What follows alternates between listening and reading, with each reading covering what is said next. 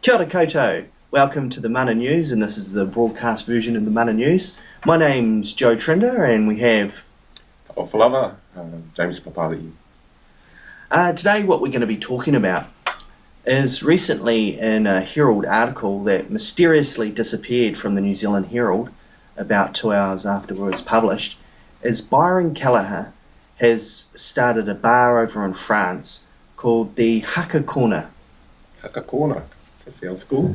Yeah, the Haka Corner. The Haka Corner. Nice. So this has been causing a bit of debate online, and there's a lot of people that are quite concerned about the appropriation of Maori Indigenous culture.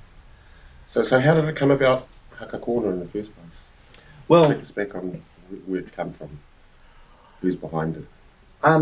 Byron's evidently, he's behind it. Byron, the ex-All Black. Byron Callagher, the ex-All Black, he's behind it. Now, I know Byron from when he was at Otago Boys back in Dunedin. Yeah. I've known him since he was young and stuff, before he was even an Otago rugby player or All Black. Well, did you go to the same school or something? Oh, no, we went to different schools, but he lived near me. Oh, okay. So you know, Byron, from what I've known, he's a really good guy, Byron, and I was working as a chef down there. Okay, what has he done? What's he done? Byron, is he... Well, what he's done is he's started up a YouTube clip. Yeah. And this YouTube clip of him doing the haka. Oh, yeah. So he used to do the Haka when he was in the All Blacks. Yeah. How did it go? Well, we can view it here. Oh, yeah. We'll have a look at it? Yeah, let's have a look at it. Okay.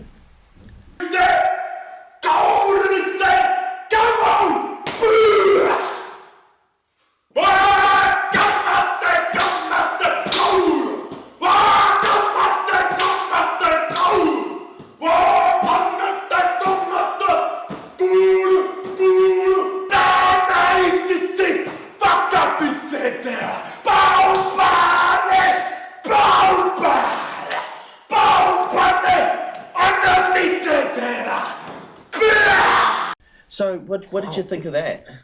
That's a mean haka.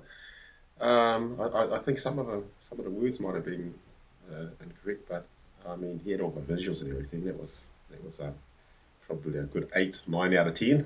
Yeah, it was pretty good. Yeah. It's good. So what's he doing with it, with this haka? It's child fundraising that he's using it for. Well, so that's a good cause. So how's that work? Well, I think what happens is people do a charity haka and then raise money for children. A charity haka, Yeah. like a challenge or something.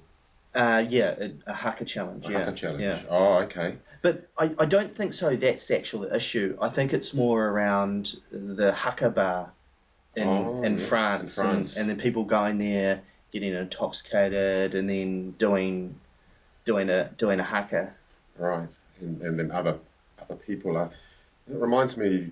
I remember back in university days, Hilda Harawira and them.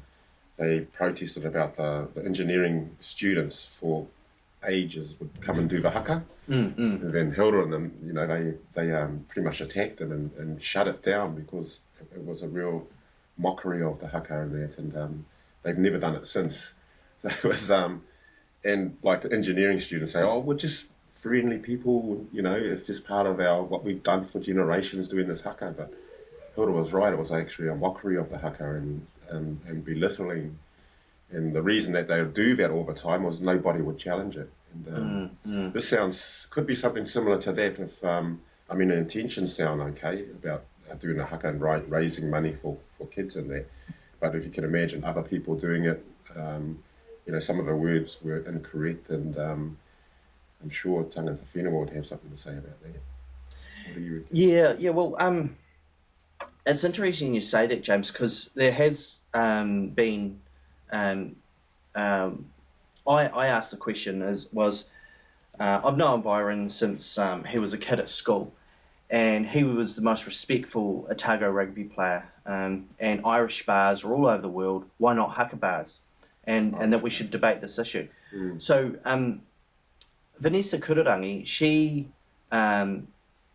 spoke on this, and I really appreciate Vanessa's wisdom on this. So nice he may be, but also a bit thick if he thinks this is going to sit okay. Certainly not enough to have any integrity or respect for my culture. Certainly not enough to have learned anything about our haka beyond the sports field. Clearly, it's just something the ABs do not do before a game. To him, mana does not need to discuss this.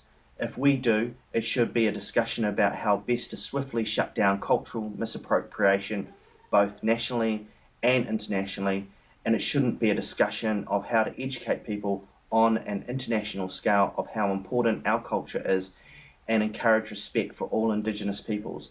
How about New Zealanders get it through their thick heads that rugby, drinking and Māori culture are three separate issues?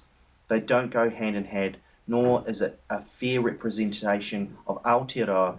If this is all Byron can muster about our country, then his All Black career failed him. P.S. I don't give two hoots if there are Irish pubs everywhere. I'm not Irish. That's fair business. So Fair enough comment. Yeah, I think that's a fair comment from Vanessa. Yeah, I do so as well. It just reminds me of what Hilda and them did as well. They had to shut that down.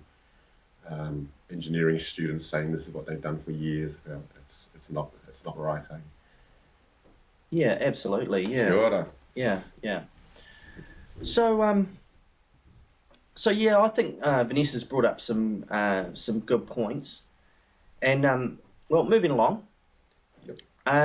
Okay, our next subject is Ihumatao, and Ihumatao. Yeah, Ihumatao, and our Filipina. Well, a lot of people feel he's made a wrong decision there on that. Just to give a bit of background, do you want to explain? Yeah, no, give us a background. Well, just a bit of background is an organisation called Save Our Unique Landscape, SOL. Mm-hmm. It went down last Thursday to Auckland City Council chambers and lobbied all the councillors to avoid putting housing on top of this Maori ancient burial ground, and so they went to the vote, and a lot of the councillors they voted against it. They wanted to see housing built over the top of this. So what Sol's been saying is that there's an alternate place where that there should be housing built and not over their cultural heritage site. Mm-hmm. So they went to the vote, and our Filipina he voted against Sol. Yeah. So Alf voted against the revocation or the turning around of the original vote, which was to build over it. Is that what you're saying? Yeah. So Alf actually is allowing what the builders, Fletcher, is it Fletcher Challenge, Fletcher Building, or whoever, land developers, he's actually supporting them to build over the site. It's not very good, Alf, because you're a Māngere rep, you're from this community and you know Ihumatao. I remember when I was on council back in, it was from 98 to 2006, and we had actually agreed that there should be a buffer zone around this marae and Ihumatao. And there's also the stone fields as well, eh? They're supposed to be protected. And the idea of the buffer zone is that Ihumatao marae, you know, the mana whenua of this area, they've put up with generations of the sewage pond as well. That's when Sir W. Robertson approved the building of the sewage works, offered the Ihumatao people jobs in that place, which didn't happen. This marae has put up with a lot of, excuse a pun, shit over generations. And now they're getting the same stuff happening to them from their own local boy, who really should know better. I read something that he was saying that he didn't want to give them false hopes or something like that. Is that right? Is it?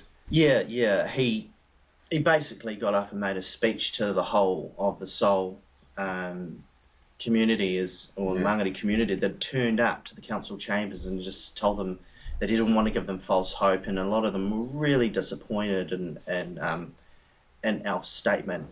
And I can kind of understand where those people are coming from, but the funny thing is about all this is that same day, Phil Twyford, the Labour spokesman, comes out with a press release going "Tai ho" to Ihumatao Yeah. and says Labour. I mean, how can Labour put out that press release and then Yeah, so Alf Alf is- he's actually going against Labour policy then if he's in so he's really outside the box, eh? Well, you Labour. I mean, you were with Labour, James, and you also kind of headhunted Alf to come to Labour, didn't you? Yeah, I remember back in those times that Alf was standing independent, and we were wasting him in the local body elections. Labour would win, and I talked to Title Philip Field. I went and talked to Alf too about him coming on board with Labour way back then, and it was actually between Alf Filipina and Eru Thompson. So we actually had to have a selection process, and Alf got it, and we brought him on board to Labour, and he's been a staunch Labour man all that time. He's done a lot of good things there. I think it's sometimes when the going gets tough, you just have to dig in, and giving people false hopes is not a reason to vote against or vote for developers. You have to be true to who you are and the people that put you in there. These are Māngari people, and he knows that marae. He shouldn't allow this to happen at all. And if there's about false hopes, at least he should be giving in the right direction and the right. But I'm sure he has his reasons in that. But yeah, I don't think that it's going to go down too well in our hood. Yeah. I think, Alf, I think you made the wrong call. I mean, you were with Labour, James. So does that normally happen? They say one thing in the media and then they go do another thing? Well, see, what we used to say when we were in local body is that, we stood on a Labour ticket, but when we're in make our decisions, we're not actually tied by Labour. We're there to represent the people. That's basically what we used to say. Back then days anyway, I'm not sure how it is now. But I'm sure Labour has some understanding that you're going to be supportive of Labour because you went on a Labour ticket. You got there. If Alf didn't go on a Labour ticket, he wouldn't have got that support. No, there's no way. No. So he needs to know first who put him there, and he does represent Labour, and he probably needs to toe the party line on this one anyway. Yeah, absolutely. Yeah. Kia ora, Alf. Yeah, kia ora. See you on the rugby field, bro. I played league with his brother, Phil. Phil, he's awesome. Oh, well, you all know about Olsen, Philip. Man, he is the best. Yeah. And I paddled with his other brother, so, I know the whānau. They're awesome. They're all Māngari hard. It's not going to be 100% on all issues. There's sometimes when he's going to be offside, but I think Māngari people will bring him back in line. Yeah, that's right. Okay, well, moving along, the Mana Maori Alliance. Hey! Yeah. So, James and me, we've been plotting and planning and scheming, and we've been working alongside Martin Cooper Yeah. and Rangi McLean.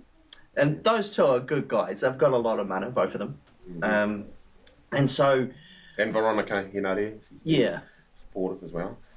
Yeah. And so what happened is we organised a hui with both the organisations, and Honi turned up, Honi Harawira, he turned up, and it was kind of like breaking the ice. It was there was a bit of to and fro, and yeah. Yeah, well, how it started was that we were at a hui about something else, I was with, yes, about the kaitoko whānau, and Rangi and Martin were there, so we were fighting to get get the Kaitoko Whānau funded, the funding for it, which we did. We succeeded in that. And so it was then I said, hey guys, while you're there, while you're here, should we maybe have a meeting? I know Joe Trinda is the Auckland president, and I know he'll be keen about us maybe talking about an alliance, or something like that. And then they said, hey, we're for this. And then we had a meeting. Remember, we called it the Macaroons Club. The Macaroons Club. Martin bought the macaroons and that. Yeah. So we had a little hui, just the four of us, and we knew that we didn't want to go through the hierarchy, through the executives and all that level, because I think it was important for us to start a grassroots movement about it first and engage how that happened. And I know we've had some resistance from some quarters, which we expected that we would get.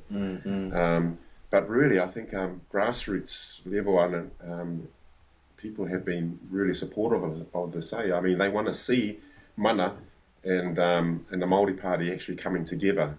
And mana Maori is, that seems to be a natural alliance. So that means that we're not fighting each other when we go to win the Maori seats.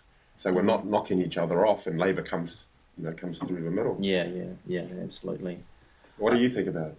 Well, absolutely. I mean, we're just rival organisations, and we're fighting for the same vote. It's not personal. We don't dislike each other. We're just trying to make an argument for the same people to vote for us, because we're in the Māori electorates.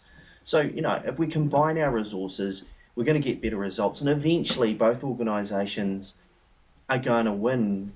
Combined, are going to win all 7 Māori seats, and that's when you start to get real political clout. I mean, you're the kingmaker. They need your 7 votes to put bills through Parliament, both Labour and the Nats. So then Māori can put we've got a bit of influence in Parliament, but as things are at the moment, we're kind of scattered through Parliament in different political parties, and we're kind of we're fragmented, and well, sure, there's quite a few Māori MPs in Parliament, but it's all under a Pākehā whip and Pākehā leadership, and so it's kind of hard for us to get our own self-determination. But if we had a block of 7 Māori seats, we're going to see a lot more progress. And I understand that Māori Party kaupapa of be at the table of power, and it, good to the Māori Party. It's kind of worked for them. There's nothing stopping